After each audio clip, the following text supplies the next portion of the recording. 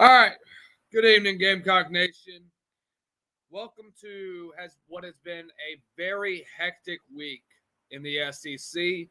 Welcome to what has been a very hectic week for all of college football.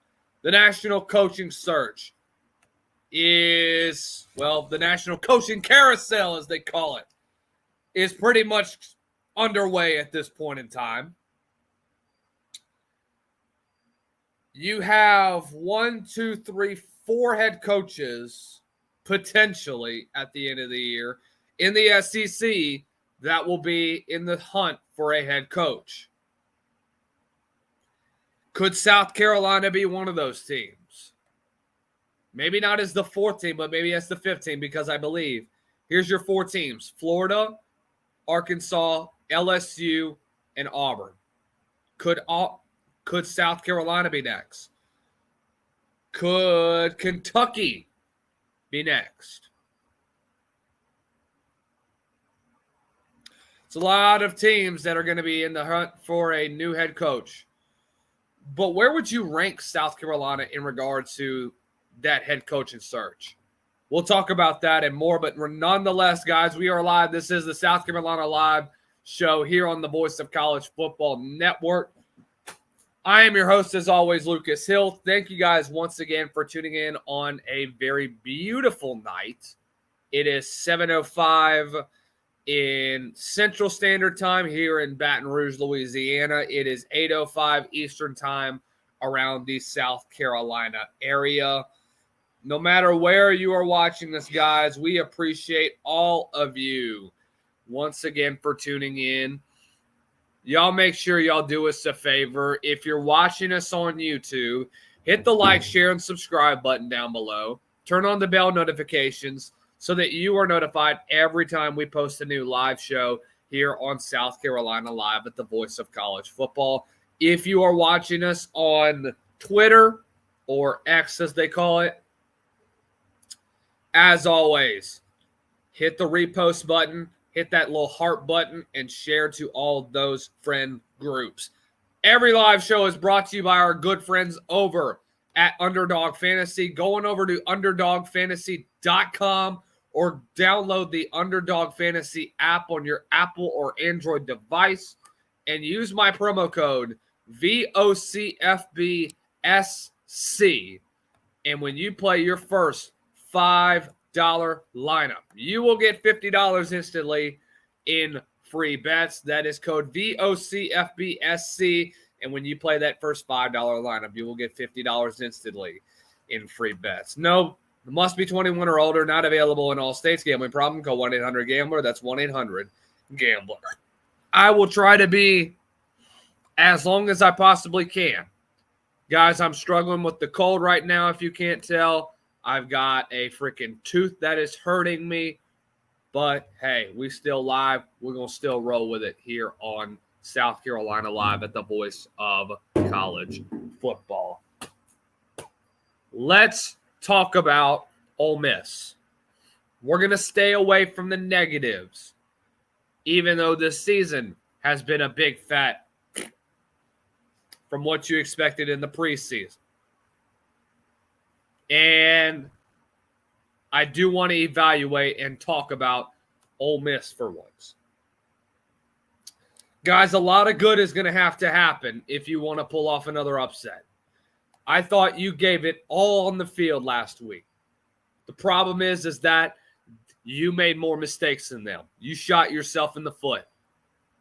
Guys, 3 games this season that you had opportunities to win. LSU, Missouri, and then last week against Alabama. All of which is because you lost the turnover battle. You couldn't produce anything in the fourth quarter on offense. Well, except for what you did last week. I thought you did fairly well on offense then. But regardless of that, guys, in general, you have not been a very efficient second half team. Your offense is anemic, as we all know, in the bottom 15 in all of college football in all of the major categories. But here is where I have had issues. You've had a lot of talent, but you have been hindered because of bad personnel. And I just saw this on Twitter, and I wanted to share with you what you've had and what has led to such bad decisions that have been made. So these are all of Shane Beamer's hires since 2020. You've had some good, you've had some bad, you've had some mess. You had Pete Lembo here. All right? We'll talk about the good first of all. You had Pete Lembo. He's at Buffalo right now. Special teams coordinator, great guru of it. Thought you had some great special teams throughout that year. Clayton White, obviously. He's been the biggest reason why you are one of, if not the best defense, consistently one of the best defenses in the SEC at the end of the year over the past 5 seasons. Torian Gray, one of the best DB coaches. He could have taken other jobs, but he decided to stay with South Carolina. And he has made a significant difference developing DBs at the next level.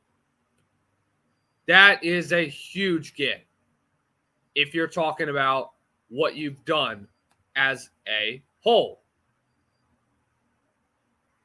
Look, that's why they call him Big Play Torian Gray. Sterling Lucas. Or excuse me. Yeah, Sterling Lucas. Great hire. Has done some great things with South Carolina. Has helped significantly, especially as your run game coordinator and your edge coach. Guys, he's had to take on a big role this year because of the loss of our next guy, Travian Robertson, who's done significant things with this defensive line group. You know, and look, all 5 of these guys could be head coaches. Sean Elliott was already a head coach. But what he's been doing has been extremely, extremely well. You've had consistency and you've had great development from his legacy as a South Carolina assistant, dating all the way back to Spurrier. That's why you went out and hired him. Let's go to the mez. Starting with Dowell Loggins. Now, you had some issues.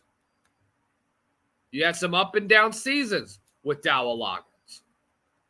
You had seasons when you first got him to replace Marcus Satterfield, which we will talk about in a little bit. The first year there, your offense was not very good. 12th.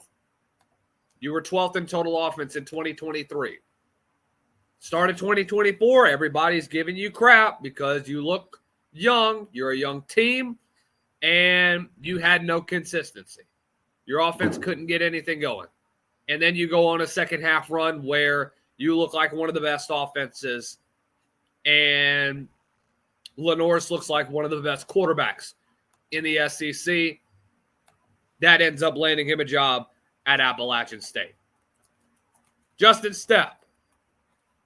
When we talk about him, his receivers as the receivers coach and the tight ends coach. So started off working with receivers. You never saw a lot of development from that group. You had Xavier Legette, but apart from that, you had not so great quarterback play between in his first year in 21. Things got better in 22 and 23 whenever he had Spencer Rattler. Only problem is that you cannot just rely on one guy. XL was a great receiver, but it doesn't help you when you don't have balance. Then he moves to the tight end to just coaching tight ends. And then Josh Simon ends up being one of the best tight ends in college football.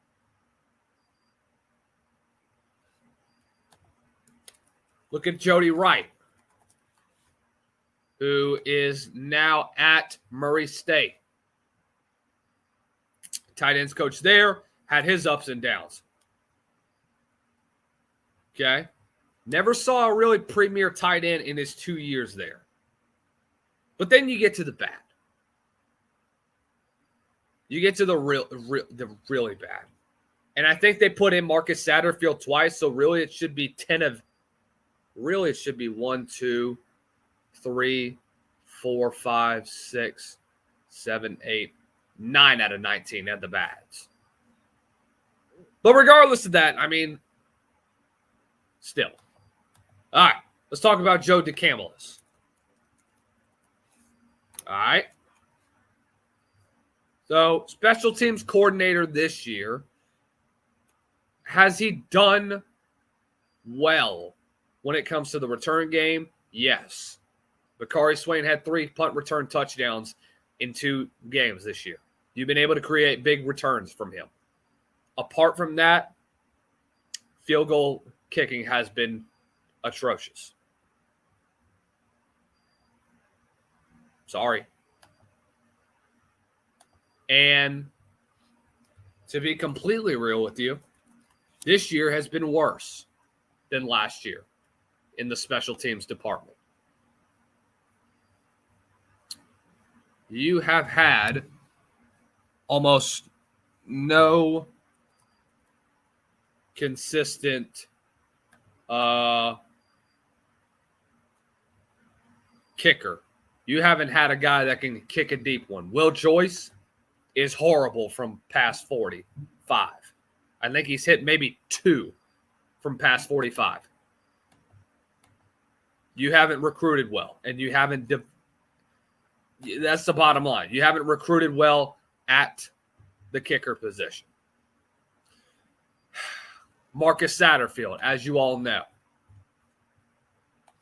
Now, in my opinion, I would have put Satterfield in the yellow. He's had his moments.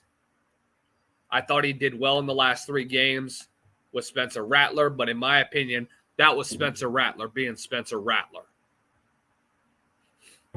And he got lucky that he got the job over at Nebraska, and he can thank Spencer Rattler for getting them that OC job as well.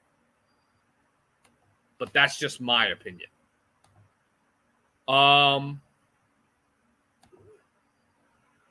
Mike Shula, I need not say anything else. Your offense has taken a step back. You have no run game. You have no consistency. And your quarterback has looked very odd at times. That's all I'm going to say. Montario Hardesty.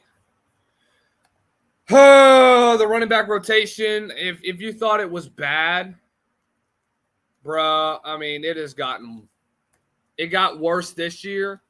But when Hardesty was there from 21 to 23, guys, you had no feature back. Your rotation was bad. You had nobody that could take over a football game. And that's essentially what happened at them. Same thing with Markel Blackwell. Markel Blackwell has pretty much been Montario Hardesty 2.0. It's the bottom line. Mike Furry, I'm going to disagree with this one.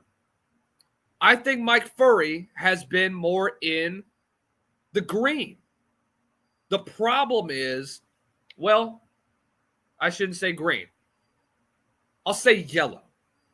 You could sway either way. At times, receiver room looks good. Receiver room looks like it's got playmakers. The problem is that they're not touching the football. That's not on Furry. It's really not.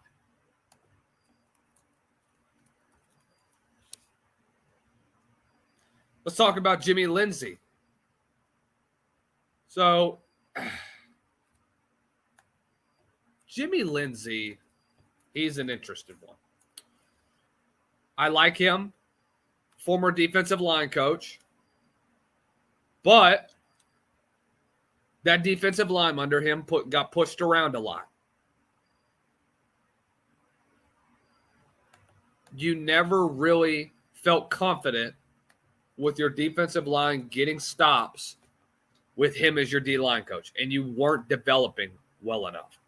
Now you have your former O-line coach in Greg Atkins, who's now you're just an analyst there. The fact that you hired Greg Atkins in the first place is beyond me. I didn't think that they were good with him as an O-line coach at Tennessee. I don't think he's had much success as an O-line coach in general. The fact that he still gets jobs as an O-line coach is something I can't control, but I would never hire him. Sorry. That's just my opinion.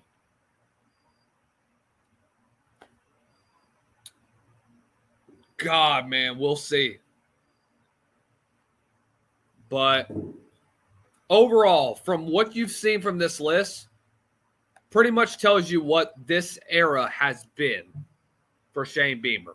You have had really no big hits at coordinators and position coaches. All of which has led to you being 3 steps behind in the recruiting trail, in the development of guys, and where you should be as a program. Even though you are not like considered a blue blood of sorts, like your LSUs, your Oklahomas, your Ohio States, Texas A&Ms, Alabamas, you've crept there, but because of these really bad hires and from what you have seen as a whole from South Carolina in the past 5 to 10 years, that's a big reason why you haven't seen them get back to the promised land. Guys, they haven't won a bowl game since 2021. This theme of up and down seasons that South Carolina has had is not good. It's not. And you as a fan base, and I've asked you guys this before, how sick and tired of you are you with the up and down seasons? Like we've mentioned several times already on this show, like the stock market has been. You look great one year and then you fall flat on your face the next. You look great one year and then you fall flat on your face the next. You're looking at another one of those seasons. And I said this earlier in the week. Let's make up a doomsday scenario that I don't believe will happen, but let's assume this does happen. South Carolina finishes 4-8 in the entire year. And that Virginia Tech job, does it look more promising for Beamer? Do you think he takes it? Or does he stick around for one more season and looking at who you have to play next year, it's not going to be any easier. You know, the SEC slate, now that it's moved to 9 games, you have some very, very interesting opponents that you still have to play. And it is not easy. It is not an easy schedule. Guys, you go to Clemson, you go to Bryant Denny, you go to Ben Hill Griffin, you go to Oklahoma, and you play Georgia, and you play Tennessee and Texas A&M. So from where you are right now, you could potentially be looking at another 4 or 5 win season next year. In all likelihood, the fan base is going to lose it with Beamer if they haven't already, and they're going to end up, and Donati is going to have to make a decision, which is probably going to be the one where he says, this is my athletic program. This is my decisions. It's time to move on, and it's time to get fresh faces in the building. which I think could potentially happen. I think option 2 is more likely than option 1 because I don't see a scenario where you lose to Clemson. It could happen, but I think it is very unlikely that it happens. But anything is possible in college football today. And so I want to address one more thing.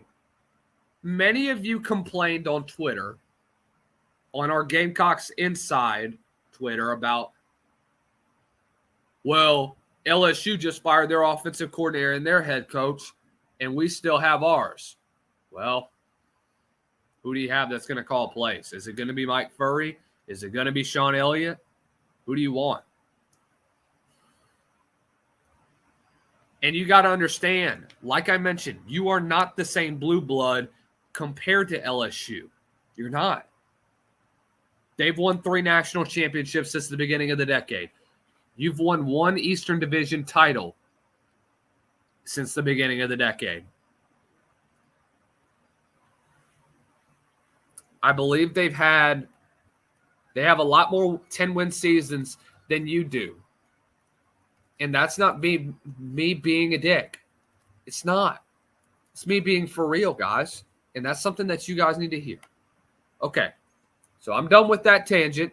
I'm going to leave it up there. But it's something that you guys need to know. And I'm going to give you the exact number, too, of how many 10-win seasons that LSU has had since 2000 compared to South Carolina.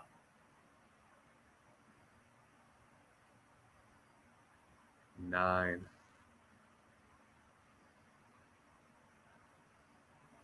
They've had 13 10-win seasons since 2000 compared to South Carolina, who has 3, all of which came in the Spurrier era between 2011 and 13. It's bottom line, guys. They're a championship contender year in and year out. You're not. That's why you're behind the 8 ball right now. But in this era of the transfer portal, you would expect to hit in those areas. This is a great opportunity for you. This is when you see NIL opportunities and you see endorsement deals that are being handed out to these kids. You should be taking this opportunity and really giving it a good look and say, hey, this, you know, we see other programs around college football that are doing this, and that. Why can't we do the same thing? Utah's done it. You've had Vanderbilt. You've had Indiana. You've had Georgia Tech that's all done it. Well, why are you behind the 8 ball? They know how to develop and they know how to invest in their programs. Right now, you don't because you're behind. You're 3 or 4 steps behind. So you better find a way to get back into it. Let's preview Ole Miss. Okay. So I really think you're in for an interesting one this weekend. I think you'll be able to keep up with them. Crazy as it sounds and crazy as it seems. I think that you will find a way to keep up with this team. Here's why. I think that you're going to be able to keep Trinidad Chambliss in check in the rushing department. You did well against Diego Pavia. I would hope at least that you learned from what Bo Pribula did earlier this year to you. Oh, this hurts. I thought you did pretty well against John Mateer.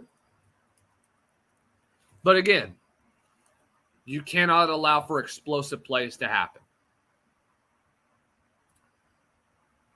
You know, I thought you cannot allow for these quick bursts, these little 4 or 5 yard carries, or these 4 or 5 yard receptions get to you.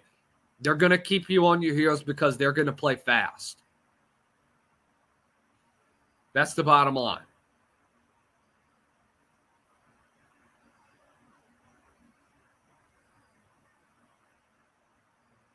And I think that when it is all said and done, you have an opportunity to potentially steal one. But I'm not here to get your hopes up. I don't think it's going to happen. But I think the rest of this year, you're going to, from what I saw last week against Bama, I think you're going to see some stuff that you learned from last week. From number one, you've got to hold on to the football, and you cannot make two freak turnovers that turns into 14 points. That's a big swing. You should have gone into that game yesterday, and you should have dominated. That's the bottom line. I thought you dominated them from start all the way up until the last 10 minutes of the football game, and you let them off the hook. But a little bit about what I put on there from the film I watched on them. They're going to be quick to the line of scrimmage, and they're going to keep a lot of defenses on their heels. They thrive on the big play. I mean, thrive on it. Quick screens, quick outs, deep. They're going to take a shot down the field. Now, do I think it's going to work? No. I thought Bakari Swain played his best game of the season last week at DB. Jalen Kilgore, nothing new for me because he makes first-round talent type plays week in and week out. Oh, this is hurting me. But you should not be surprised if you see big play after big play after big play throughout this weekend. The problem is, guys, is that you cannot go blow for blow with them. You don't have the talent, and you don't have the dudes, and you don't have the personnel, specifically on the staff. You don't have the personnel, in my opinion, on offense because most of your guys are hurt. Tree, for the most part, let me give you my grades from offensive line. JT was okay. I thought he did well in run support, pass pro. He keeps getting his ass beat, guys. You got to get him out the football game at times, and it frustrates the living hell out of me. But the problem with that is, who are you going to put at left tackle? You're going to move Tree over. Who are you going to put in his place? Casey Henry's hurt. Are you going to put Nolan Hay at center? And are you going to put Boaz Stanley to guard? Because Boaz Stanley's got 7 false start penalties. That's unacceptable. Oh, Boaz Stanley has been frustrating. You can't put Rodney Newsom out there because he'll kill somebody. He gets his ass whipped most of the time on pass pro. Shed, if he's healthy, he can be a great asset, and I think he's got a lot of potential, but he's got to get a guy that can help him develop at the next level. But you're going to go into next year. I think you'll get Shed back. I think you'll get JT back. Tree, I think, is graduating, but you can correct me on that.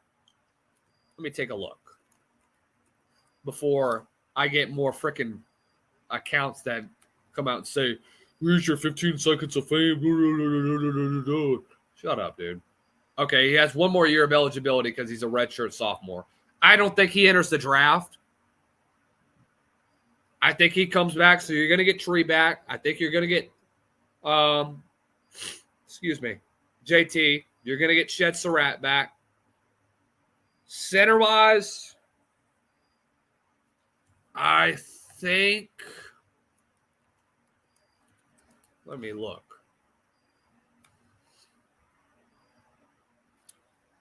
Boaz Stanley might come back because he's a redshirt junior. He's got one more year of eligibility remaining. Most of your offensive line, for the most part, should be back. Oh, excuse me.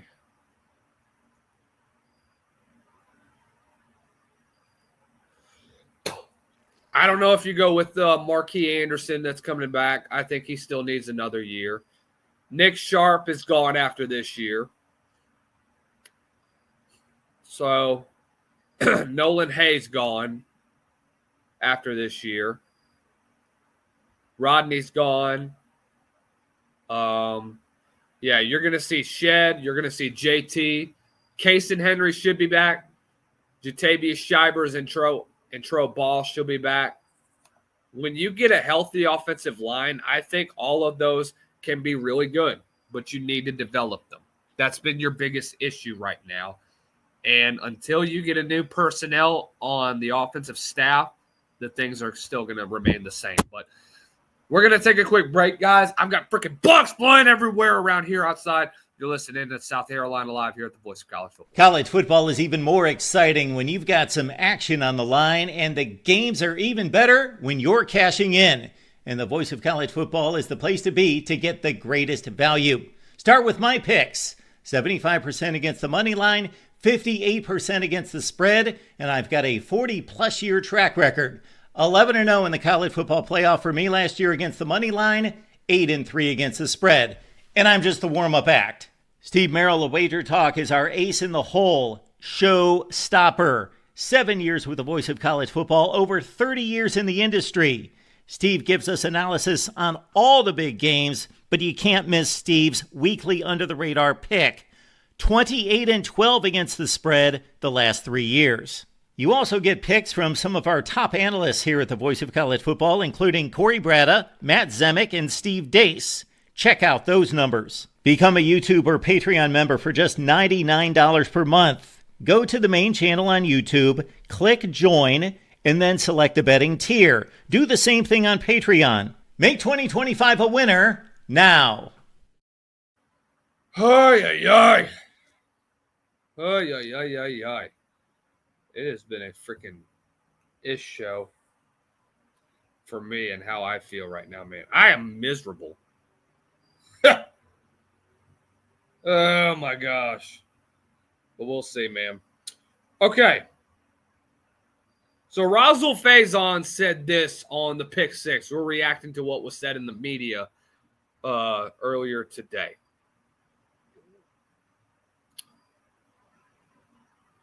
I just lost track of the ball for 1 second. I have to do a better job staying focused and seeing the ball through. Faison also says the offensive success came from simplifying the playbook so that they could play faster. Oh, really? That's what it was? So let me get this straight. So here comes Beamer in the presser that says, well, I went to Shula during the week and said, hey, man, we need to simplify the playbook. Really? That's what it was? You couldn't have done that after game one? That's ridiculous.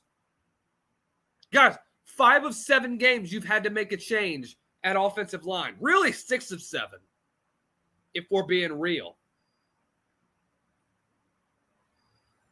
Oh, my gosh, dude. That is so frustrating. That is ridiculous that you have to it makes me so mad. Makes me so mad. But this is what he said on Lane Kiffin. Said he is who he is, which I appreciate. He's very genuine. He knows he's very real, and he keeps the SEC coaching group text lively. Really? They have an SEC group text? That's interesting. That is very interesting in my opinion.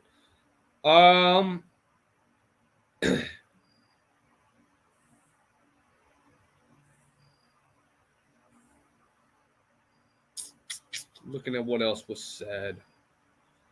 Dominating the fourth quarter is one thing they plan to do to win. They haven't done it. We haven't done a good job. He mentions Ole Miss's last 2 fourth quarters, won by dominating the fourth and lost by getting dominated in the fourth. Guys, you have got to own the fourth quarter. That is where you have lost 2 games this year, against Missouri and against Alabama. You have got to own the fourth quarter, and you have got to do that if you want to win this football game. That is what ultimately is going to decide this. Correct me if I'm wrong. I want to ask you guys, if you are active in the chat right now, what has been the biggest, how should I say this? What has been the biggest frustration for you as a South Carolina fan, as somebody who watches South Carolina, or in general? What has been the biggest frustration for you all season, aside from the offense? That's what I really want to know. I will give you 30. What time is it? 7:39. How many seconds till we get to 7:40? Let me look.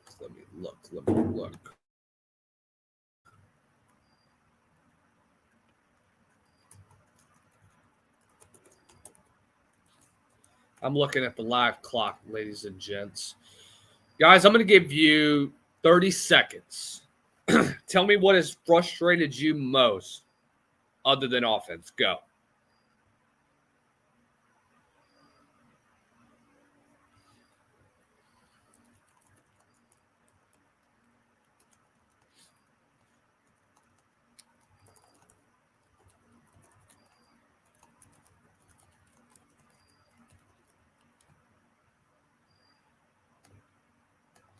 There you go. You may respond. By the way, you have like 20 seconds. I'll give you another 20 seconds.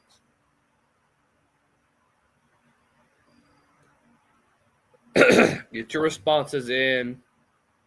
Get all that you want to get in, man.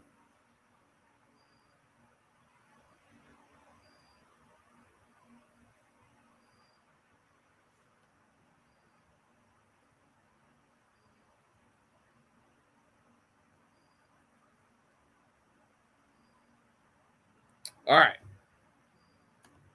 So none of you responded. Okay, it's fine. It's whatever. You know what was frustrating? Getting beat on the line of scrimmage. Up front defensively. It's bottom line. Run defense, you've been pretty bad. I thought last week you did well, but you got to be able to stop the gadget plays. That's what's hurt you at the end of the day.